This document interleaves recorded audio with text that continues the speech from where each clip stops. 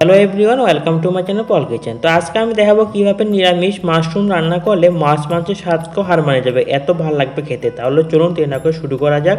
তো এই যে দেখতে পাচ্ছেন মাশরুমগুলো, এইগুলো দিয়ে আজকে আমাদের রেসিপিটা হবে। এইগুলো আমরা বাজার থেকে কিনে নিয়ে এসেছিলাম।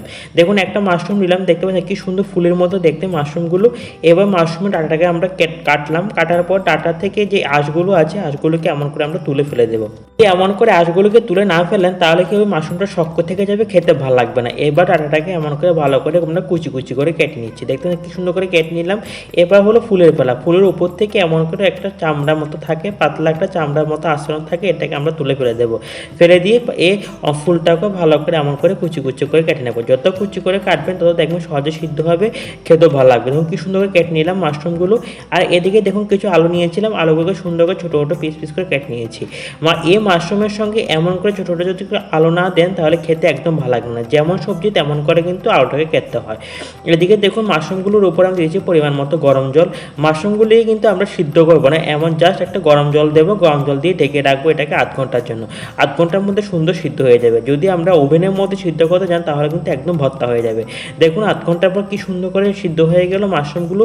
এবার সিদ্ধ করে রাখা মাশরুমকে ভালো করে এমন করে জল ঝরিয়ে নিয়ে আমরা একটা বাটির মধ্যে রেখে দিচ্ছি।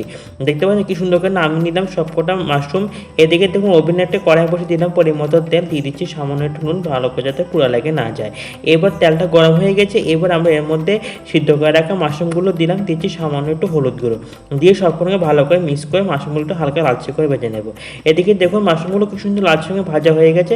মাশরুমগুলো যদি আমাকে লাল করে না ভাজেন তাহলে কি মাশরুম একটা কাঁচা গন্ধ থেকে যে খেতে একদম ভালো লাগে না। এবার নামিয়ে নিলাম। ওভেনে একটা আবার কড়াই বসে দিলাম, পরিমাণ সরষের তেল দিয়েছি, তো তেজপাতা, শুকনো লঙ্কা, পরিমাণ পাঁচফোড়ন। এই ফোড়নটা ভাজা হতে হতে মশলা পেস্ট তৈরি করে নেবো। তার জন্য নিয়ে নিলাম 1 চামচ আদা বাটা, 2 চামচ জিরের গুঁড়ো, দিয়ে দিচ্ছি এখানে 2 চামচের মতো লঙ্কা বাটা, আর দিয়ে দিচ্ছি 1 চামচের মতো ধনের গুঁড়ো, দিয়ে দিচ্ছি এখানে 1 চামচ লঙ্কা গুঁড়ো, আর দিয়ে দিচ্ছি এখানে হাফ চামচের মতো হলুদ গুঁড়ো। এবার আমরা লঙ্কা বাটার পর লঙ্কার যে বাটিটা আছে বাটিটা দিয়ে দিলাম সামান্য একটু জল। জলটা দিয়ে সবগুলোকে ভালো করে মিক্স করে মশলা একটা স্মুথ ব্যাটার মধ্যে দিচ্ছি পরিমাণ মতো পেস্ট করে রাখা মশলাকে দিয়ে আমরা কন্টিনিউ না থাকবো, না তাহলে দেখবো মশলা কি সুন্দর করে কষে যাবে। এদিকে দেখো মশলা কি সুন্দর করে কষে গেছে। এবার ভেজে রাখা আমরা মাশরুমগুলো দিলাম, মাশরুমগুলোকে একদম ভালো করে আমরা কষিয়ে নেবো। দেখুন মাশরুমে কষে গেছে। এবার আমরা ভেজে রাখা আলুটাকে দিলাম, আলুটাকে সবকটাকে ভালো করে আবার একটু মাশরুমের সঙ্গে আমরা কষিয়ে নেবো। দেখতে পাচ্ছি কি সুন্দর করে কষে গেছে। এবার আমরা গ্রেভি তৈরি করার জন্য সিমের বীজ সিদ্ধ করে রেখেছি, সিদ্ধ করে রাখা সিমের বীজের জলটাকে আমরা দিলাম।